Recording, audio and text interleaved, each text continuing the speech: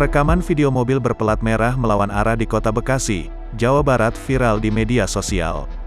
Mobil sedan plat dinas membahayakan pengendara lain yang melintas dari arah berlawanan dan nyaris terlibat kecelakaan.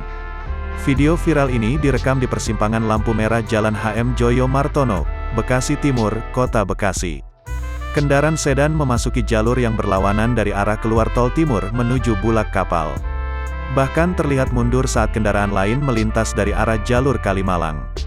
Warga menyayangkan kendaraan plat merah melawan arah karena membahayakan pengendara lain.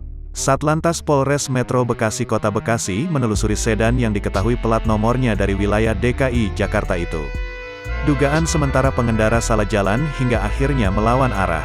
Polisi sempat datang ke lokasi untuk mengecek peristiwa itu. Jika terbukti salah pengendara akan dikenai sanksi tilang.